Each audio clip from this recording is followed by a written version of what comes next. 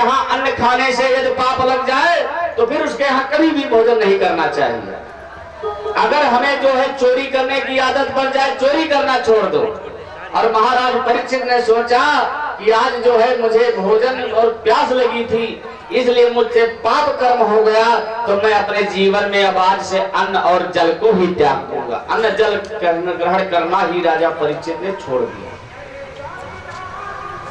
त्याग करना चाहिए भैया, विचार करना चाहिए कि जिस वस्तु से पाप हो जाए तो उसे विचार कर लेना चाहिए कि आज से हम पाप नहीं करेंगे, छोड़ देना चाहिए। और इधर जब समीक जी जगे तो समीक जी ने राजा इनसे श्रृंगी ऋषि से कहा, बेटा ये बताओ क्या हुआ। श्रृंगी जी ने जब सारी कथा बताई तो कहा, अपने पुत्र को डांटने लगे, कहा बेटा ये तुमने नाहक श्राप दे दिया, क्योंकि ऐसा राजा अब इस दुनिया में कोई नहीं होगा। आपने सांप काटने का जो है से आपने श्राप दे दिया, बहुत बड़ा गलती किया है। श्रृंगी जी कहने लगे कि पिताजी मैंने तो राजा परीक्षित को सांप काटने का समय दिया है, काटने का श्राप दिया है, मरने का नहीं। इसलिए हम बड़े बड़े वैद्य को ले चलेंगे और सांप के काटने से कुछ नहीं होगा, चलिए। उस समय समीक जी ने कहा कि बेटा तुम नहीं जानते हो, इसकी मृत्यु अब निश्चित हो गई, क्योंकि इन्हें बचपन में ही पावक ऋषि का श्राप लगा हुआ है कि जब कभी धीरे धीरे मृत्यु होगी तो सांप के काटने से होगी। मृत्यु तो सत्य है, लेकिन मृत्यु को एक बहाना चाहिए, मृत्यु को एक बहाना चाहिए। और जो है इसीलिए लोग देहात में कहते रहते हैं, हिले रोजी बहाने मौत। मौत सत्य है। आज महाराज परीक्षित विचार करने लगे कि अब हम क्या करें। और राजा परीक्षित ने जो है अपने घर के बाहर गए, घर को त्याग दिया, गंगा जी की पावन भूमि पर बैठ गए। संत महात्मा बड़े बड़े राजा महाराजा आए, संत आए, विद्वान आए, तो सभी ये हाथ जोड़कर खड़े हो गए। भैया अपने पाप को भी नहीं छिपाना चाहिए। सुखदेव जी कहते हैं कि व्यक्ति यदि पाप कर्म करता है, अगर अपने पाप की चर्चा अगर दो व्यक्तियों से कर दे तो फिर उसका पाप धीरे धीरे समाप्त हो जाता है। और अगर कहीं पाप आपने किया, भैया अगर आपने पाप किया और छुपा लिया कि कहा रे कोई हमें देखा है, इनके यहाँ गोभी फूल काट लाए, कोई देखेगा है। अगर जीवा व्यक्ति ये सोचे कि हमने ये पाप कर्म किया है तो हम कोई हमें देखा तो है नहीं, लाओ अपने जान के रह जाए। अरे तो अपना देखने के अलावा छोड़ो, तीन नेत्रधारी त्रिलोकीनाथ बैठे भगवान विष्णु है, ये तो देखते हैं सारे संसार को कि ये कौन क्या कर रहा है?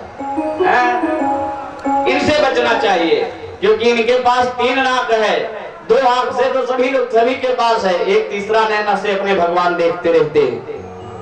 इनसे कुछ छुप नहीं सकता, इनको सीसी कैमरा से भी ज्यादा खतरनाक समझो, कैद हो जाओगे जरूर। इसलिए जब व्यक्ति के मन में पाप बसा रहता है, अगर आपने कहा नहीं तो आपके हृदय में पाप निवास कर लेता है, फिर आए दिन आपके द्वारा पाप कर्म ही होता रहेगा। इसलिए आप पाप के कर्म को बयान कर देना चाहिए। महाराज परीक्षित ने हाथ जोड़ा और कहा, हे सभासदों, ए संत महात्माओं, मेरे द्वारा एक जाने अनजाने में एक बहुत बड़ा पाप हो गया। मैंने एक संत का अपमान कर दिया, एक मैंने संत को जो है अपमानित किया है, मेरे लिए क्या उपाय होगा? देखिए, दो प्रश्न ही महाराज परीक्षित ने सुखदेव जी से भी किया था। दो ही प्रश्न है, तीसरा प्रश्न कुछ नहीं किया था। यदि व्यक्ति के जाने अनजाने में पाप हो जाए तो उसे क्या करना है, और दूसरा प्रश्न किया था कि जिस व्यक्ति की मृत्यु निकट हो उसे क्या करना चाहिए। इसी दो प्रश्नों पर पूरी श्रीमद् भागवत की रचना सुखदेव जी ने हिंदू धर्म के लिए समर्पित कर दिया था। आज महाराज परीक्षित हाथ जोड़कर खड़े हुए, कहा, ये बताओ कि मैंने संत जी के गले में मरा हुआ सर्प को जो डाल दिया, अच्छा किया कि बेकार किया। अब सभी लोग मुंह देखे लगे, एक दूसरे के चर्चा करे लगे, क्या कहा जाए, अच्छा की कि बेकार की। कहा ये राजा है और राजा कह रहा है कि मैंने जो है मरा हुआ सर्प जो है ऋषि के गले में पहनाया, तो अच्छा किहन की बेकार किहन। तो अब एक दूसरे के मुंह देखने लगे कि तू बताओ। तो वही कहता है हम क्या कहें। दूसरे लोग कहने लगे अब हम क्या कहें। लोग कहने लगे कि राजा कहिया प्रश्न दे चुका हूं, राजा को कैसे कह दी कि नहीं तुमने ये बुरा किया। राजा को हमारी अधिकार नहीं कि कहते हम बुरा किया। और अगर कहते हैं सभी लोग चापलूसी में ये अच्छा किया, तो राजा यही कहीं ना कह दे कि जानो हमारा मरबो इनका अच्छा लगता है, नीक लगता है। बड़ा बेतुका प्रश्न है। लेकिन संत लिखा है कि हाकिम गुरु वेद जो प्रिय बोले भयास, और राज धर्म तन तीन करही होई बेगही नाश। राज धर्म तन तीन करही बेगही नाश। अगर राजा का मंत्री चापलूस हो जाए तो राज्य का विनाश हो जाएगा। अगर डर के मारे अगर चेला का चापलूसी गुरु करने लगे तो जान लीजिए उस चेले का धर्म का विनाश हो जाएगा। और डॉक्टर अगर आपके चापलूसी में आपको इंजेक्शन की जगह पर अगर खरिया मिट्टी दवा चलाने लगे तो तुम्हारा शरीर नुकसान हो जाएगा।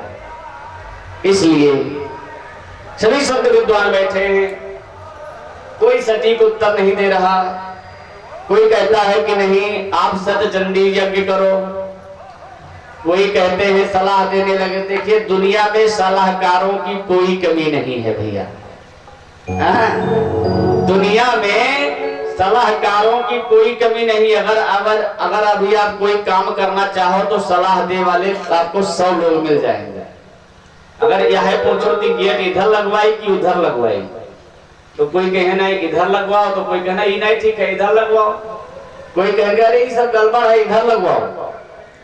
और अगर कहते हो तो नहीं भैया ये ईंटों पकड़े खड़ा रहो, तो फिर तक है धीरे धीरे खसक शुरू कर दे, भागने लगेंगे।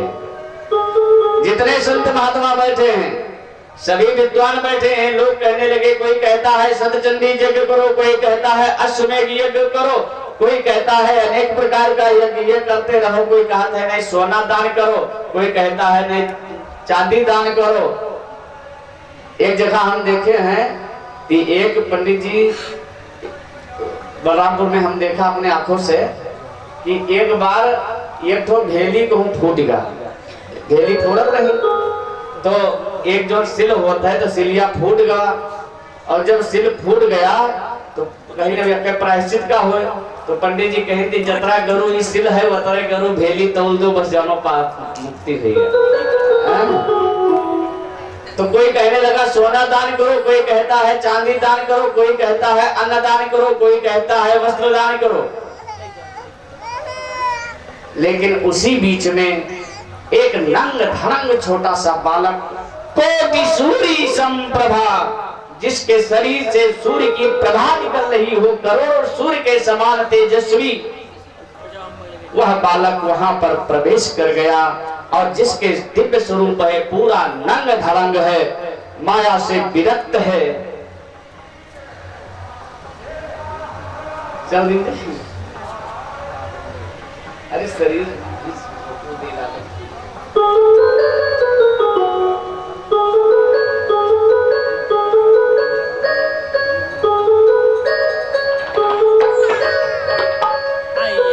बोली सांवरिया सरकार की। भैया हुआ क्या, एक छोटा सा बालक जो नंग धड़ंग अवस्था में है, और नंग धड़ंग अवस्था में जब पहुंच गया, जिसके शरीर से जो है करोड़ों सूर्य के समान तेज निकल रहा है। और उस बालक ने कहा कि हे राजन, कहा क्या कहा जितने लोग हैं अब सब लोग ताकने लगे। कोई कहता है हमें लग रहा है कि ये भगवान विष्णु आए हैं, कोई कहता है कि ये बालक जानो शंकर जी आएंगे हमरे यहाँ। सब लोग आपस में कानाफूसी होने लगा। बालक ने कहा कि राजा परीक्षित, ना तो तुम्हें सतचंडी करना है, ना तुम्हें सोना दान करना है, ना तुम्हें अन्न दान करना है। मैं तुम्हें ऐसी कथा सुनाऊंगा कि जिस कथा सुनने मात्र से तुम्हें मोक्ष प्रदान हो जाएगा। सांप नहीं, सांप के साथ पुरखे भी तुम्हारा कुछ नहीं बिगाड़ पाएंगे। अब तो महाराज परीक्षित को चिंता हो गई, बैठ गए। कहा महाराज आप कौन हैं? कहा देखिए संत की पहचान आप नहीं कर सकते। अगर कोई व्यक्ति कहता है कि नहीं हम संत को पहचान गए, तो गोस्वामी जी महाराज क्या कहते हैं कि जो कोई कहा संत हो चीना, जो कोई कहा संत हम चीना, जो कोई कहा संत हम कीना, तुलसी कान हाथ दीना, तुलसी कान हाथ दीना। संत का पहचान असंभव है। उस बालक ने कहा भैया आप क्या पहचान लगा पाओगे, तुम्हारे आंखों में माया की पर्दा लगी हुई है, संतों की पहचान असंभव है।